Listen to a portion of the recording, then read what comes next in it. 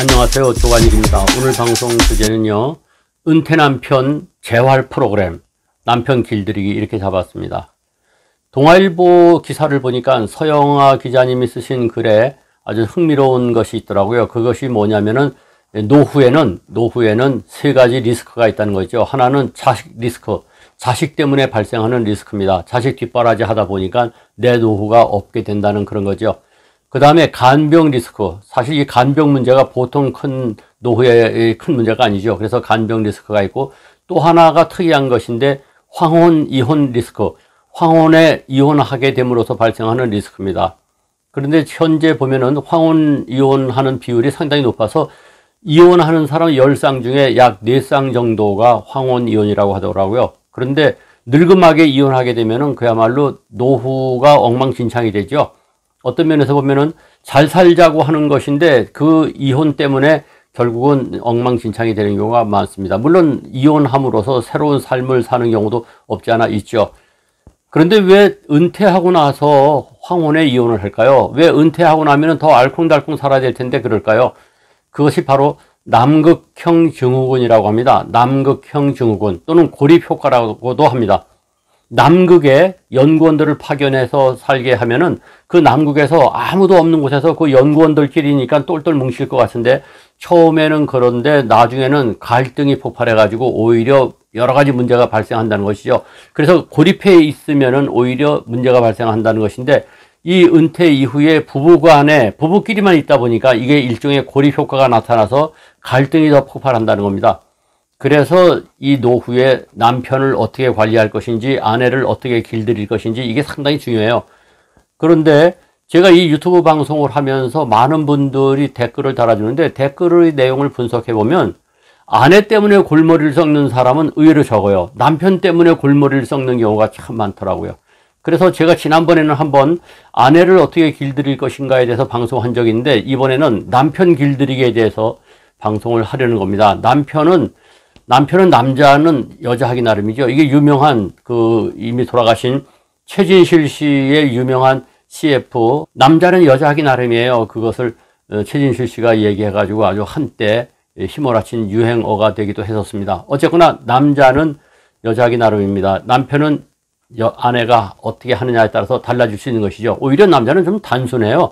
그렇기 때문에 아내가 전략적으로 잘만 이렇게 관리하면은 은퇴 이후에 남편을 그야말로 좋은 사람으로, 나한테 아내 입장에서 봤을 때 좋은 사람으로 만들 수가 있습니다. 여러 가지 방법이 있어요. 동아일보에도 여러 가지 방법이 나와 있던데 제가 볼 때는 경험으로 봐서 5가지만 여러분들이 꼭 머릿속에 집어넣고 마음속에 담아서 행동하시면은 남편이 확 달라지실 거라고 생각합니다. 그래서 아무쪼록 황혼에 행복하게 사셔야죠. 첫째는요, 요리를 유도하세요. 이게 참 중요합니다. 이것은 남편을 위해서도 중요합니다. 요리를 하라고 하면은 제가 엊그저께도 어느 곳에 가서 강의하면서 요리하시는 분 손 들어보세요 했는데 그 청중 중에 딱 한 사람밖에 없더라고요. 쑥스러워서 손을 안 들었는지 모르겠습니다만은 어쨌거나 생각보다 의외로 적어요. 노후에는 남자가 요리를 해야 됩니다. 그런데 되게 말을 잘 안 듣죠. 그런데 쉬운 것부터 시작하세요. 처음에 여보 나 이거 좀 도와줘 해가지고 설거지도 하게 하고 자꾸만 부엌에 들어오도록, 주방에 들어오도록 하는 것이 우선 첫 단계입니다.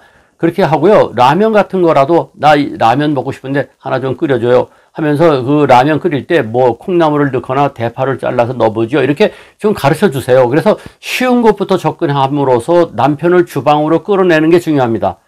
그리고 요즘에는 이 지방자치단체에서 행하는 요리 강습도 많기 때문에 하기 나름이에요. 그래서 요리를 할 수 있도록 유도하는 것, 이게 굉장히 중요합니다. 그래서 점심이라도 한 끼는 자기가 해 먹을 수 있고 때로는 남편이 요리를 해서 아내하고 같이 알콩달콩 먹을 수 있도록 유도해내는 것, 이거 아내한테 달려 있습니다. 그래서 첫 번째 요리를 하도록 유도하라는 것. 두 번째는요, 칭찬과 보상을 하셔야 됩니다. 이게 참 중요합니다. 요리를 했잖아요. 맛이 없을 수 있어요. 그러면은 이 맛이 이러냐 이렇게 타박을 하면은 다시는 안 합니다. 무조건 처음에는 그걸 끌어내기 위해서 칭찬하고 보상해야 됩니다. 아유 맛있어요. 당신이 해주니까 더 맛있어요. 그리고 그것뿐만 아니라 오늘 이거 애썼으니까 내가 용돈 드릴게요. 이런 식으로 보상을 해야 됩니다. 잘 아시다시피 영국의 BBC에서 남편을 길들이기 프로그램을 한 적이 있는데 어떻게 했냐면은 강아지 훈련하는 것하고 똑같이 했다는 것이죠. 강아지 훈련 어떻게 합니까? 칭찬과 보상이죠. 저거 가져와서 가져오면 머리 쓰다듬어주고 과자 주고 이렇게 함으로써 강아지를 내 마음대로 조종할 수 있도록 만드는 겁니다. 강아지 훈련하고 똑같이 했더니 남편이 변하더라는 것이죠. 물론 나중에 남편을 강아지 훈련법으로 했다 해서 약간 문제가 되긴 했습니다만 어쨌거나 여기서 중요한 것은 남편도 동물이에요. 결국 사람도. 그렇기 때문에 강아지 훈련하듯이 칭찬과 보상을 반드시 해야 된다는 것. 그러면은 남편이 달라질 수 있습니다. 세 번째는 바깥 활동을 장려하셔야 됩니다. 바깥 활동을 응원해 주셔야 됩니다. 바깥에 나가도록 하셔야지 집에 꼭 놔둬서 강아지 훈련한다고 해서 바둑이를 만들지 말라는 것이죠. 바둑이를 만든다는 게 뭐냐? 졸졸 쫓아다니게 만들어서는 안 됩니다. 바깥에 나가도록 뭘 자꾸만 이렇게 쏟아내느냐, 돌아다니면서 웬 돈을 쓰느냐, 이래 놓으면은 그 다음에는 아무것도 안 됩니다. 바깥 활동을 하도록, 친구를 만나도록, 자꾸만 나가서 수다 떨도록, 이렇게 사회 활동을 하도록 응원해 주셔야 됩니다. 그래서 바깥에서 남편이 또 많은 것을 배우고 느끼고 신바람이 나서 돌아왔을 때 아내한테 잘해 주겠죠. 따라서 바깥 활동을 장려해야 된다는 것. 네 번째는요, 멋쟁이를 만드셔야 됩니다. 이런 얘기가 있어요. 사람은 옷 입은 대로의 사람이 된다. 옷을 멋있게 입으면 멋지게 행동합니다. 매력적인 사람이 되죠. 구질구질하게 차려놓으면 구질구질한 사람이 된다는 것이죠. 그래서 남편을 멋쟁이로 깔끔한 사람으로 만들어야 됩니다. 그것이 아내의 몫이라는 겁니다. 그렇게 함으로써 남편이 좀 더 멋있게 인생을 살아가는 사람이 될 수 있다는 것이죠. 네 번째가 바로 멋쟁이 이론입니다. 다섯 번째는 뭐냐? 가끔은 둘이서 데이트를 해야 됩니다.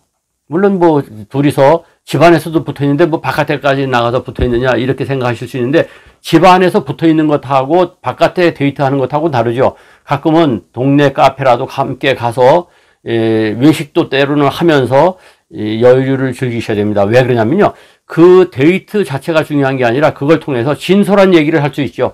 여보, 사실은 당신이 이러하기 때문에 나는 상당히 마음이 아파요. 슬퍼요. 좀 힘들어요. 요즘 내가 굉장히 힘듭니다. 이런 얘기를 솔직히 할 수 있다는 것이죠. 그래서 두 사람만의 시간을 가질 수 있어야 됩니다. 어떻습니까? 이 5가지 실천하실 수 있잖아요. 첫째, 요리를 유도하시고, 두 번째는 일을 잘하실 때는 칭찬과 보상을 해주시고, 세 번째는 바깥 활동을 장려해 주시고 응원하고, 그 다음에 깔끔하고 멋쟁이로 만드시고, 마지막으로 가끔 가다가 둘만의 시간을 가짐으로써 데이트를 통해서 진솔한 대화를 나눌 수 있고 이렇게 함으로써 남편을 바꿀 수 있습니다. 왜 남편을 바꿔야 되나요? 바로 아내에게 도움이 되기 위해서죠. 그리고 뭐니 해도 대부분의 갈등은 노후의 갈등은 부부관계에서 비롯됩니다. 그렇기 때문에 이 갈등을 없애야 됩니다. 그래서 동아일보의 서영아 기자도 그런 말씀을 하셨더라고요. 노후의 최고의 노후 대책은 좋은 부부관계를 맺는 것이다. 이렇게 결론을 내렸더라고요. 아무쪼록 이런 5가지를 통해서 좋은 부부관계를 맺게 되시고 그것이 노후의 가장 큰 대책이 되기를 바랍니다. 이 동영상 괜찮았으면 좋아요, 구독 눌러주시고 많이 공유해 주세요.